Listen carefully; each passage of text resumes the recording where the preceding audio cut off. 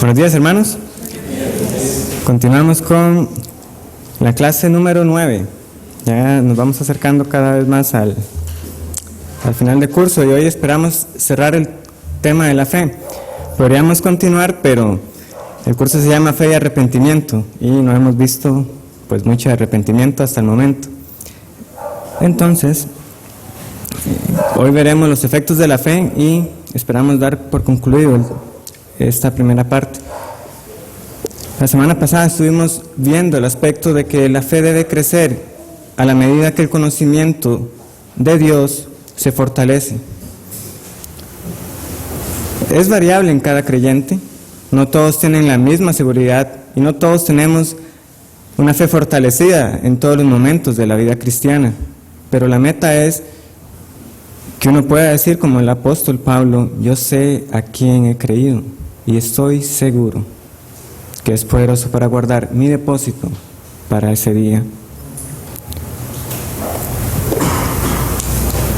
Entonces, ¿cuáles son los efectos de la fe? Si tuviéramos que hablar de distintos efectos, más bien podríamos resumirlo en uno solo, pero vamos a ver más porque podemos dividir en distintas categorías, pero principalmente cuando uno habla de un efecto primario de la fe, esta es la unión con Cristo. Es decir, uno pasa a formar parte o a participar de la vida con Cristo. Esto es claramente enseñado en un pasaje como Juan 17 y lo vamos a buscar.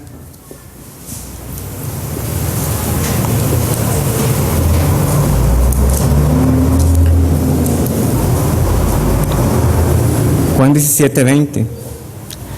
Ahora, es cierto que la Biblia en Efesios nos habla de que nosotros fuimos escogidos desde antes de la fundación del mundo en el amado para la alabanza y la gloria de la gracia de Dios. Entonces, en un sentido, en el pacto federal de la redención, nosotros estábamos en Cristo desde mucho antes, pero los beneficios de esta unión vienen a ser aplicados en el momento en que uno cree. Y uno pasa entonces a decir que uno ya está en Cristo. Pero desde antes de la fundación del mundo, nosotros fuimos aceptos en el amado. Pero de nuevo, es hasta que se da ese acto voluntario de la fe que los beneficios son aplicados a nuestra vida. Y no solamente eso, de acuerdo a las Escrituras, nosotros sabemos no solamente que los que fueron escogidos en el amado vendrán a Él, sino que en efecto todos vendrán a Él, de los que fueron escogidos. Así dice Juan 17:20. Mas no ruego solamente por estos, sino también por los que han de creer en mi palabra. Mas no ruego solamente por estos, sino también por los que han de creer en mí por la palabra de ellos, para que todos sean uno, como tú, oh Padre, en mí y yo en ti, que también ellos sean uno en nosotros, para que el mundo crea que tú me enviaste.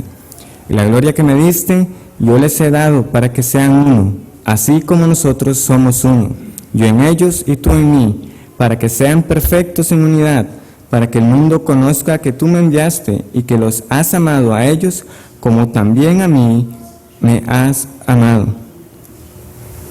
Entonces, derivado de esta unión con Cristo, nosotros pasamos a ser participantes de la vida con Él. Esto se ve reflejado en pasajes como Romanos capítulo 6. Vamos a buscarlo.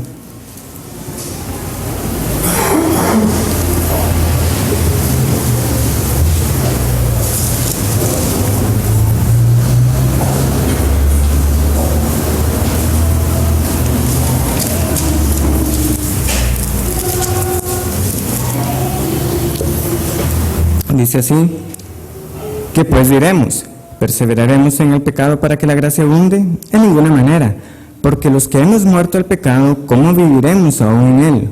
¿O no sabéis que todos los que hemos sido bautizados en Cristo Jesús, hemos sido bautizados en su muerte?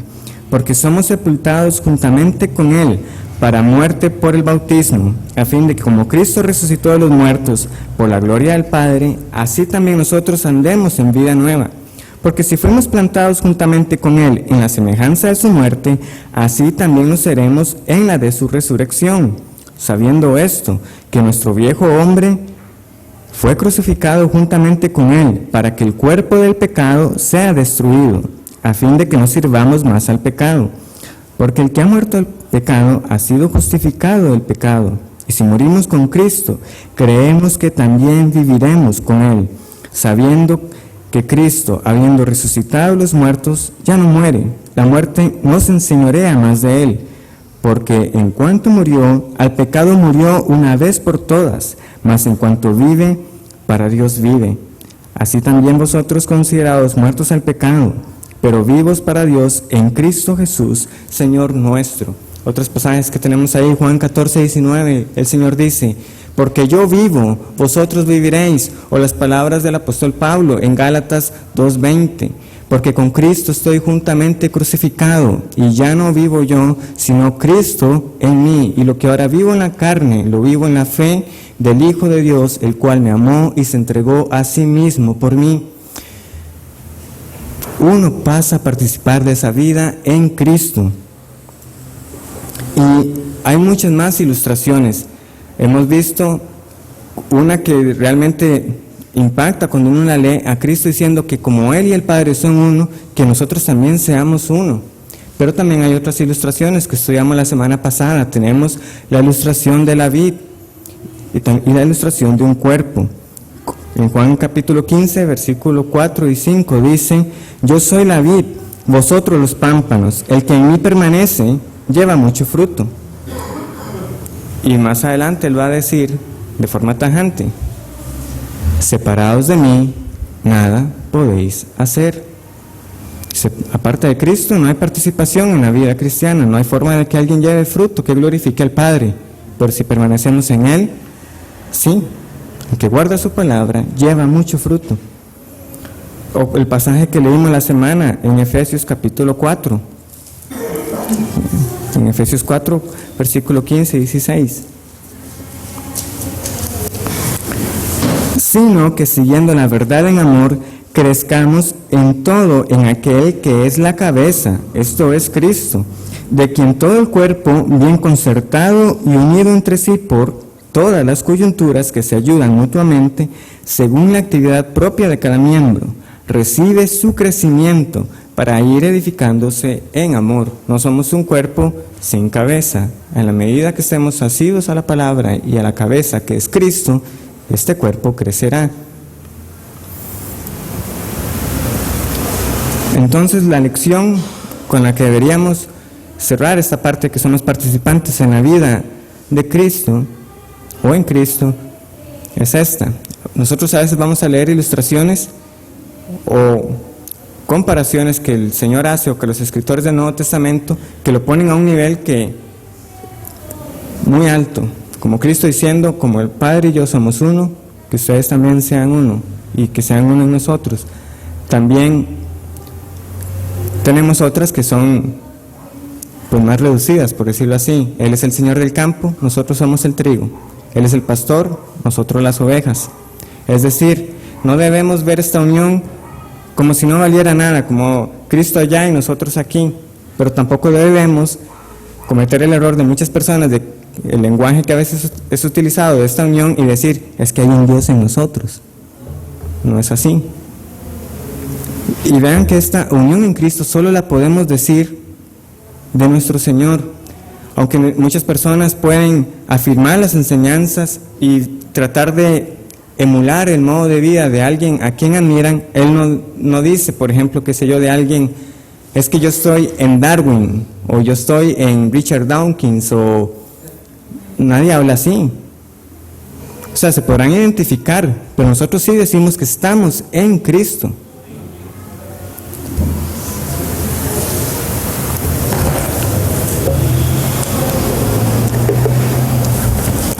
Bueno, otro efecto de la fe, que esto es parte del estudio que hace Hodge, él va a hablar de la certidumbre de salvación. Nosotros ya tocamos este tema la semana pasada, pero solamente quería hacer la salvedad en la teología sistemática de él, porque él tiene un apartado que se llama certidumbre, y más adelante luego va a hablar de certidumbre de salvación, y leyendo ambos yo no sé cuál es la diferencia, yo no logro entender por qué los tiene por aparte. Solamente que él, en la primera vez que la menciona, hace un énfasis importante. Nosotros dijimos que no tenemos que dar seguridad de salvación a las personas de una manera sencilla, diciéndoles una vez salvo, siempre salvo. Pero también debemos cuidarnos del otro extremo, y esto es hacer de esa seguridad de la salvación como si fuera una condición para ser salvo. Hemos dicho que hay momentos en la vida cristiana en que la fe se va a ver debilitada. En el momento que una persona deja de aferrarse a las promesas, vendrá la duda. Pero ¿ha dejado de ser creyente? No. El que una persona pueda tener tiempos difíciles y en los cuales él mismo se cuestione su fe, no podemos hacerle ver, no, es que usted no es creyente, entonces, porque el creyente no duda de su salvación. Eso no es bíblico. Más bien es sano que las personas puedan pasar por esos tiempos para que justamente se autoexaminen y vean si están en el camino. Pero entonces esa es la observación que rescato, y nuevamente que los invito, porque Hodge hace todo un estudio de más de 2 páginas de Romanos 8, un pasaje clave para entender en cuanto a la certidumbre que una persona puede tener de la obra que ha sido hecha en sus corazones. Otro efecto de la fe, la paz. Romanos capítulo 5, versículo 1.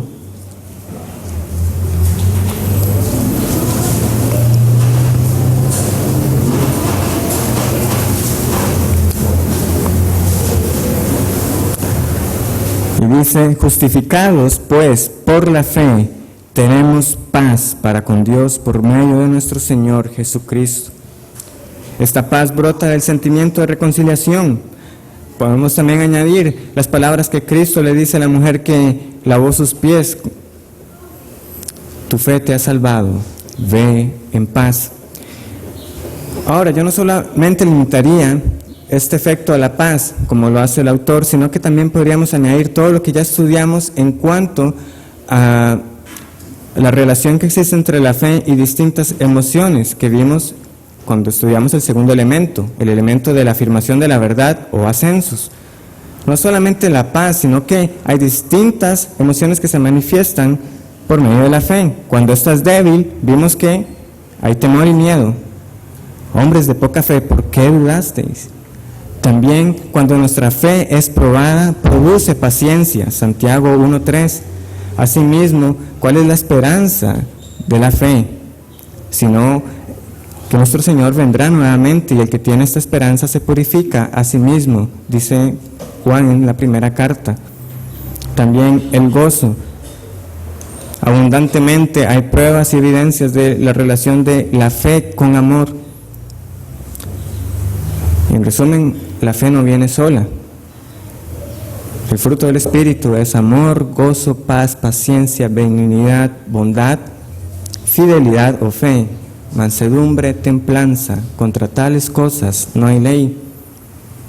Y 1 Corintios 13:2, ¿de qué valdría si tuviese toda la fe de manera que pudiese mover los montes y no tengo amor? Nada soy. Pero también tenemos la santificación por la fe en Hechos 26:18. Vamos a buscarlo.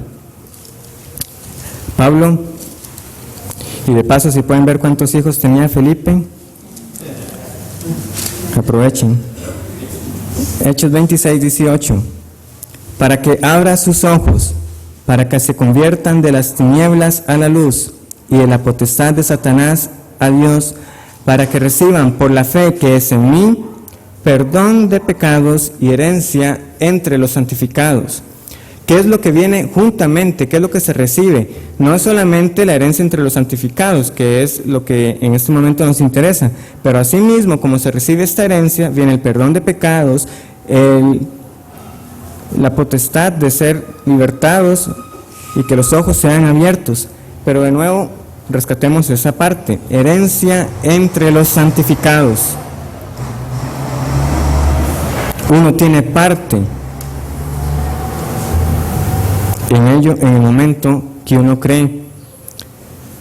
También en Gálatas 5:6, Pablo va a hablar de la fe que obra por el amor, ahora que estamos en Hechos 15, versículo 9.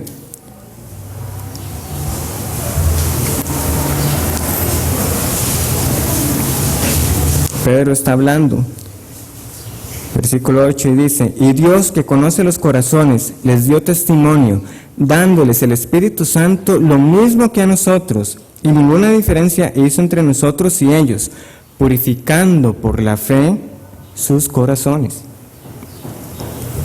Otro pasaje clave, Juan 17:17, santifícalos en tu verdad, tu palabra es verdad. Y no olvidemos lo que estudiamos la semana pasada. Si la fe debiera aumentar a la medida que también aumenta nuestro conocimiento, entonces juntamente con ese fortalecimiento de la fe, también tendría que haber una progresión en el proceso de santidad. Y esa idea está implícita en las palabras de Pedro. Busquemos ese pasaje de Pedro. 1 Pedro 1, 13, 16.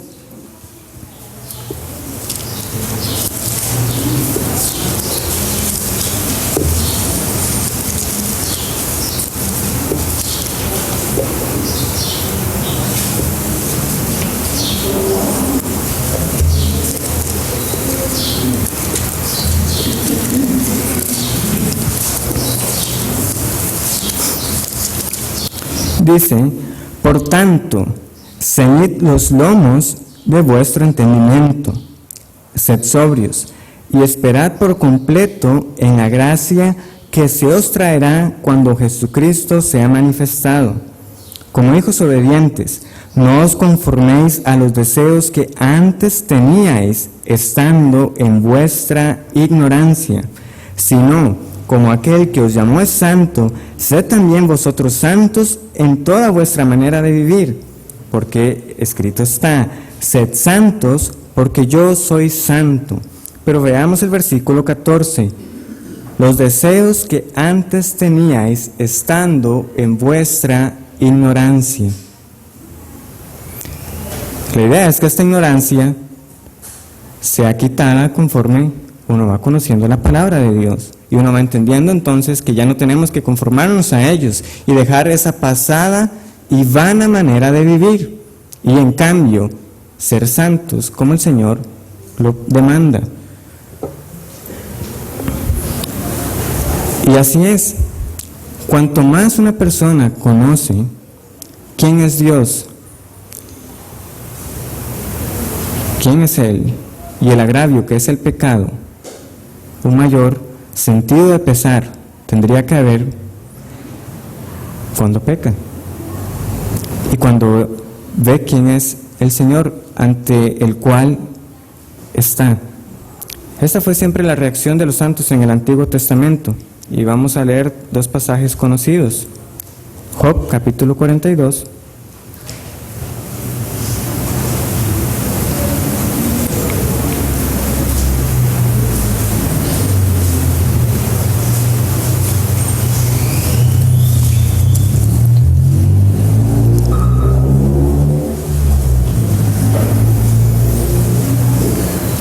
Respondió Job a Jehová y dijo: yo conozco que todo lo puedes y que no hay pensamiento que se esconda de ti. ¿Quién es el que oscurece el consejo sin entendimiento? Por tanto, yo hablaba lo que no entendía, cosas demasiado maravillosas para mí que yo no comprendía. Oye, te ruego y hablaré, te preguntaré y tú me enseñarás. De oídas te había oído, mas ahora mis ojos te ven. Por tanto me aborrezco y me arrepiento en polvo y ceniza.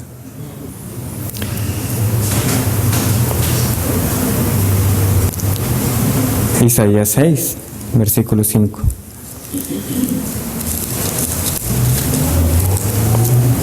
Isaías 6, 5. Entonces dije: ay de mí que soy muerto, porque siendo hombre inmundo de labios y habitando en medio de pueblo que tiene labios inmundos, han visto mis ojos al Rey, Jehová de los ejércitos.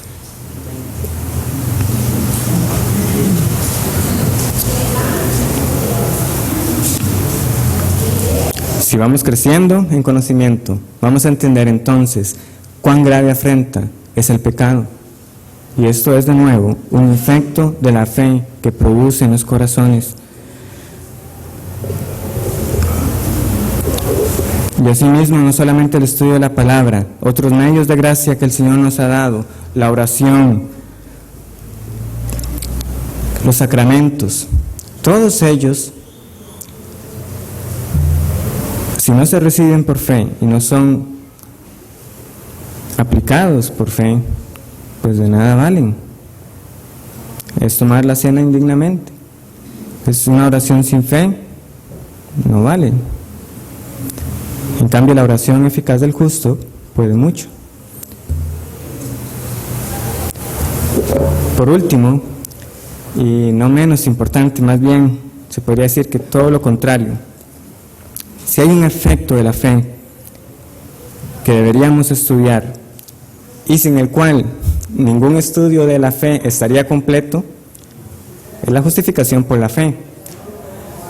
Tanto la justificación como la santificación son temas que merecen un estudio aparte. No nos da tiempo en este curso de verlo, porque son, como vimos en ese orden de la salvación, que continúan después de la conversión, en el orden de estudio. Pero vamos a tocar esta mañana este tema.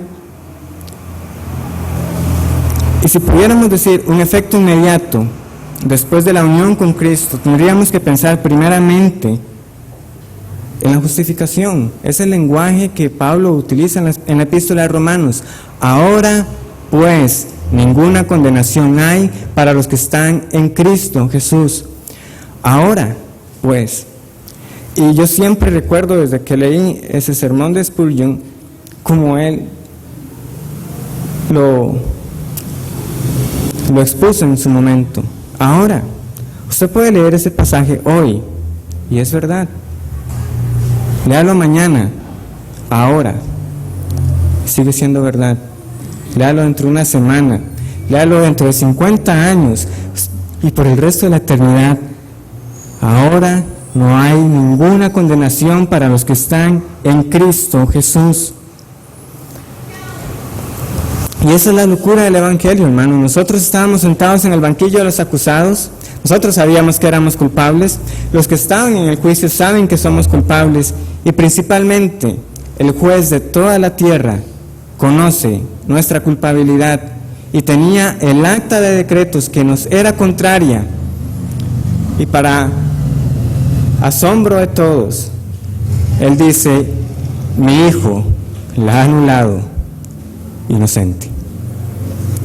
Inocente. Eso es una locura. Pero el Señor dice: ¿quién acusará a los escogidos de Dios? Dios es el que justifica, el que no escatimó ni a su propio Hijo. ¿Cómo no nos dará juntamente con Él todas las demás cosas?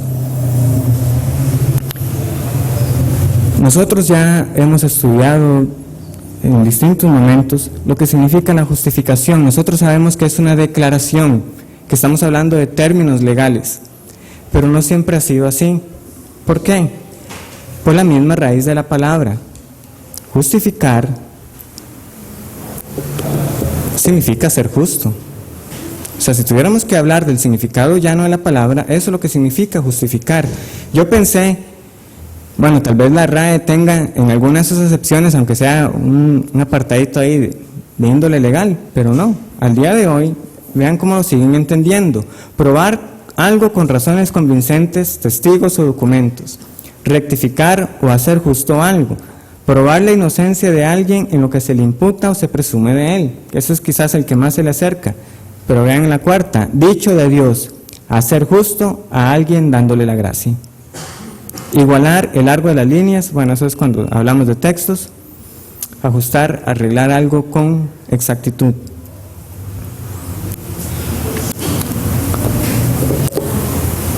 Y así era como muchas personas también la entendían por mucho tiempo. ¿Por qué? Porque habían abandonado también el estudio de las lenguas originales. Cuando uno va al griego, la palabra que ha sido traducida como justificar no tiene ninguna acepción de hacer justo, sino siempre un sentido de declaración. Pero eso fue lo que se optó y en la Vulgata así es como aparece, y eso era lo que también era muy usado por mucho tiempo, es eficar, facer, una factoría, una fábrica, algo que se hace. Pero no es así. Nosotros cuando vamos a Romanos capítulo 3, vemos que en todo momento tiene un sentido de declaración.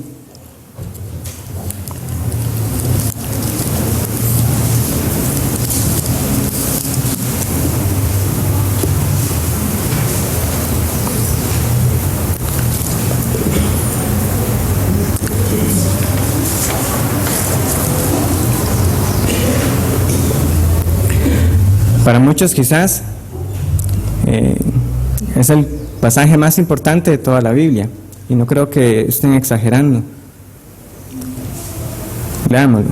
Pero ahora, aparte de la ley, se ha manifestado la justicia de Dios, testificada por la ley y por los profetas, la justicia de Dios por medio de la fe en Jesucristo, para todos los que creen en Él, porque no hay diferencia.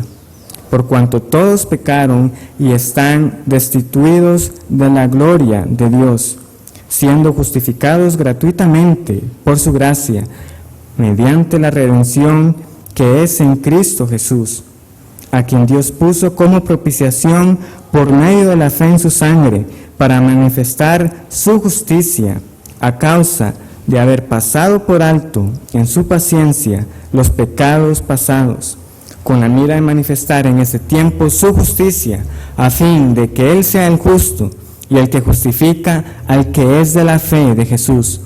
¿Dónde pues está la jactancia? ¿Queda excluida? ¿Por cuál ley?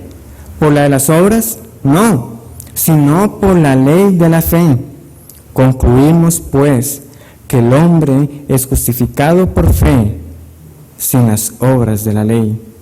¿Es Dios solamente Dios de los judíos? ¿No es también Dios de los gentiles? Ciertamente también de los gentiles, porque Dios es uno, y Él justificará por la fe a los de la circuncisión, y por medio de la fe a los de la incircuncisión. Luego, por la fe invalidamos la ley en ninguna manera, sino que confirmamos la ley. Y así, cuando uno se pregunta, David justo, Abraham justo, Daniel justo, si usted está en Cristo justo, por la fe uno puede decir, ese hombre y Dios Jesucristo pagó por mí lo que era el justo castigo por mi pecado. Y no solamente eso, sino que la vida perfecta de obediencia y santidad que exige el Señor, que no he vivido y que no podré llegar a vivir, Él ya la vivió por mí y me es contada a mí por justicia. El rescate de esta doctrina en los tiempos de la Reforma es quizás uno de los legados más importantes que nosotros tenemos, porque no me avergüenzo del Evangelio de mi Dios, porque es poder de Dios para salvación al judío primeramente y también al griego, porque en el Evangelio de Dios se me olvidó, porque en el Evangelio la justicia de Dios se revela por fe y para fe, como está escrito, mas el justo por la fe vivirá. Y usted puede tener esa certeza. Ahora, hay diferencias que debemos tener claras entre la justificación y la santificación. Resumiendo, la justificación es una posición legal. De nuevo, recordemos, es una declaración. Ese es el sentido en que siempre vamos a leer esta palabra en las Escrituras. En cambio, la santificación es una condición interna. La justificación, una vez y para siempre, de nuevo. Fuimos declarados justos una vez, pero los efectos de ello permanecen por toda la eternidad, hermanos. Ahora no hay condenación y nunca más la habrá, pero fue hecho una sola vez. En cambio, la santificación en esta vida es algo continuo y de no acabar. La justificación es por completo la obra de Dios. Él es quien hace la declaración. De nuevo, nosotros nada hacemos para ser declarados justos, y mucho menos nos podemos hacer justos. En cambio, en la santificación nosotros cooperamos. De nuevo, ocupados en vuestra salvación con temor y temblor, pero es Dios el que produce en vosotros tanto el querer como el hacer por su buena voluntad. Pero veamos que es un mandato de la Escritura: sed santos, sed vosotros perfectos como vuestro Padre que está en los cielos es perfecto. Es una demanda, es un deber del creyente, pero en este sí tenemos un papel activo. La justificación es perfecta en esta vida. Hermanos, esa declaración no puede ser abrogada. ¿Quién la va a quebrantar? Lo más precioso que el Señor pudo haber dado, su Hijo Jesucristo. No hay mayor precio. ¿Quién va a acusarnos ahora? Nadie. Es una sentencia inamovible. En cambio, la santificación, y a diferencia de otras personas que enseñan de que la santidad se puede alcanzar en un modo perfecto en esta vida, nosotros vemos por las Escrituras que no es así. Pablo dice: sigo corriendo, sigo avanzando en esta carrera, no que ya lo haya alcanzado. Eso lo dijo el apóstol Pablo. La justificación es igual para todos los cristianos. El pastor Eric no es más justo que yo, Eduardo no es más justo que Alexander, Gustavo no es más justo que Álvaro. Es la misma declaración para todos. Y esto, hermanos, debería de nosotros alegrarnos de que no hay tal acepción ni distinción. Para todos es la misma declaración absolutoria: justo, inocente delante de Dios. En cambio, la santificación varía. Hay unos que van más adelante en la carrera, hay otros que van más atrás, pero todos siguiendo a una misma meta.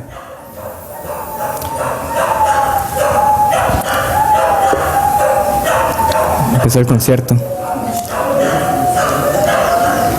Bueno, hermanos, vamos a buscar Hechos capítulo 10.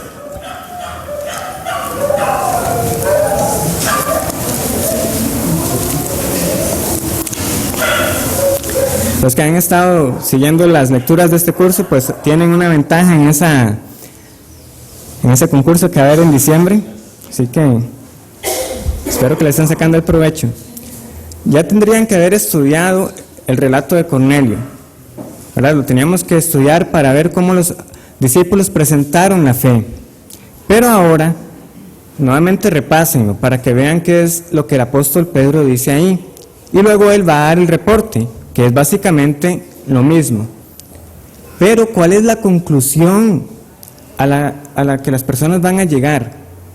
Y esto veámoslo como una introducción al tema del arrepentimiento. Tengamos eso en mente. Prácticamente les estoy dando la respuesta.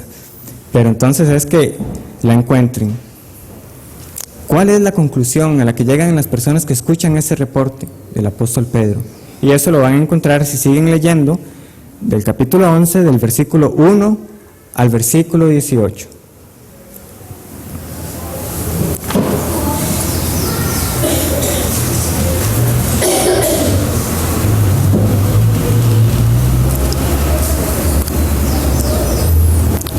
Entonces, hasta acá, hermanos, ¿alguna duda, pregunta, comentario, observación de todo lo que se ha estudiado acerca de la fe? Es el momento para hacerlo.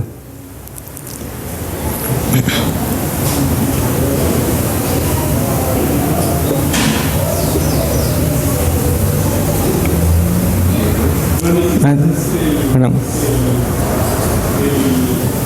El hecho de uno decir muchas veces que es justo sin entender que es declarado justo, pone un errorcito en la doctrina que nosotros creemos, porque muchas veces creemos, o uno le pregunta a los cristianos si son justos y ellos dicen que sí son justos, pero en realidad el correcto es que son declarados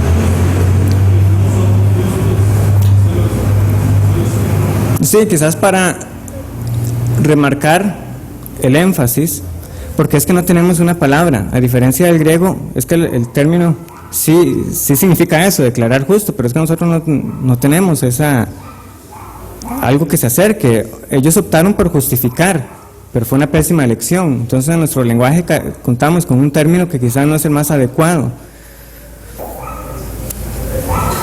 Pero, o sea, si es por decir declarado justo, en vez de decir que somos justos delante de Dios, pues no veo mayor problema, pero si queremos hacer el énfasis por alguien que creemos que no tiene claro, pues sí sería tal vez de ayuda para que él note una diferencia. ¿Por qué es que usted dice declarado justo? ¿Por qué es que lo enfatiza tanto? Y entonces tener una oportunidad para exponerle cómo es que bíblicamente nosotros estamos convencidos de que esta doctrina es presentada. Gustavo.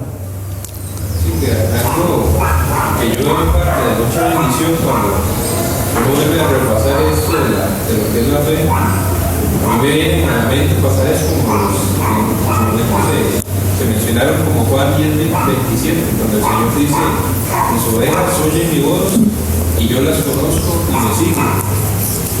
Y parte de eso es que hoy en día vivimos tiempos en los cuales las personas están basadas por la decisión que ellos toman. Pero lo determinante de la salvación no es que yo diga que yo creo en el Señor, lo determinante es que Él me conoce.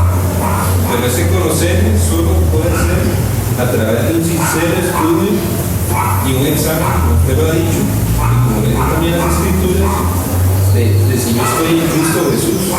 Porque muchas veces el creer en el Señor siempre se cree en eso, porque yo lo digo, y no realmente porque es una confirmación que el Señor me ha dado al leer sus palabras. Sí, Él nos conoce, de eso no nos queda ninguna duda. Somos nosotros los que necesitamos ese examen para verificar. Pero, de nuevo,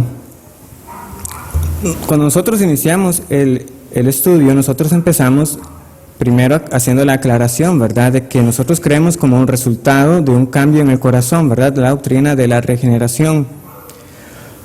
Y que por tanto nosotros sabemos que es así, pero viendo las presentaciones del Evangelio, como le hicieron los apóstoles, uno predica con ese convencimiento de que el Espíritu va a hacer la obra.